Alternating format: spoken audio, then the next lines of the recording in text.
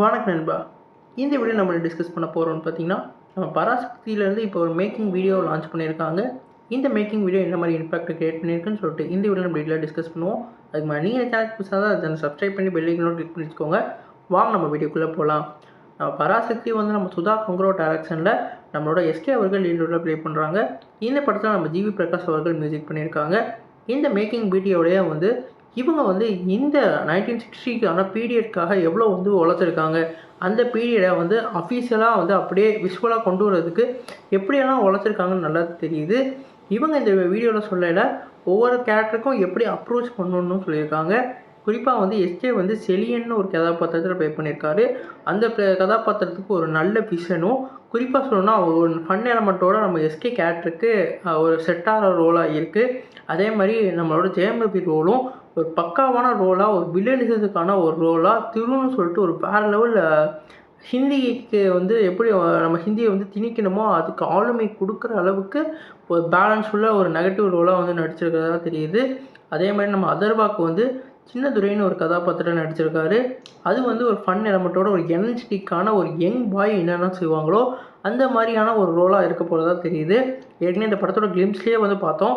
அப்படியே அந்த கார்லேருந்து அப்படியே ஒரு பெல்ட்டி அடிச்சுட்டு வந்து உள்ளே வந்து ஏறுவார்.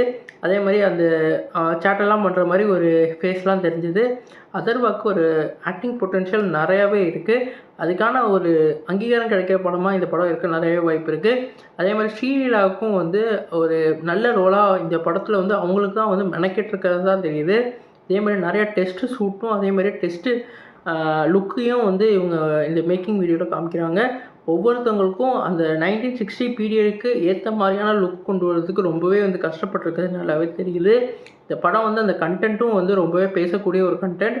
குறிப்பாக சொன்னால் வந்து ஹிந்தி திணிப்பை வந்து 1960ஆம் ஆண்டு வந்து கொண்டு வந்தாங்க. அது வந்து யங்ஸ்டர் தரப்புலேருந்து நிறையா வந்து புரட்சி ஏற்பட்டுச்சு. அந்த யங்ஸ்டருக்கான ஒரு படமாக தான் இந்த படம் இருக்க போகிறதா சொல்லியிருக்காங்க. நம்ம எக்ஸாம்பிளுக்கு இப்போ ஜல்லிக்கட்டில் எப்படி வந்து அந்த இளைஞர்கள்லாம் சேர்ந்து அந்த இது பண்ணாங்களோ, புரட்சி பண்ண மாதிரி இந்த படமும் அந்த இதை தான் பேச போகுது. அண்ட் இந்த படத்தோட கண்டென்ட் வந்து என்னதான் நல்லா இருந்தாலும் அந்த ரிலீஸ் டேட் எனக்கு என்னமோ சரியாக இல்லாத மாதிரி இருக்குது. ஏன்னா சூரரை போற்று மாதிரி ஒரு கண்டென்ட் உள்ள படத்தை எப்படி அமேசான் ப்ரைமில் வந்து விட்டாங்களோ அந்த மாதிரி இந்த படத்தை போய் ஜனநாயகன் படத்தோட கிளாஸில் விட்டுருக்காங்க.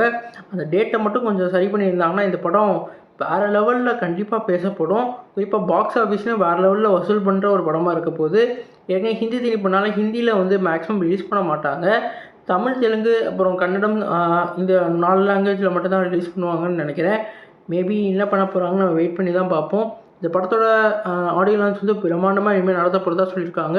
குறிப்பாக ஜனவரி மாதம் 4ஆம் தேதி வந்து இந்த ஆடியோ லான்ச் நடக்கும்னு சொல்லியிருக்காங்க. நீங்கள் சொல்லுங்கள் ஃப்ரெண்ட்ஸ், இந்த படத்துக்கு எவ்வளோ ஈகராக வெயிட் பண்ணுறீங்க? இந்த படம் கிளாஸ் இல்லாமல் வந்திருந்தால் எப்படி இருந்திருக்கும்? இந்த படத்தோட கண்டென்ட்டை பற்றி என்ன கமெண்ட் பாக்ஸில் கமெண்ட் பண்ணுங்கள். சேனல் புதுசாக தான் சப்ஸ்கிரைப் பண்ணுங்கள். நன்றி.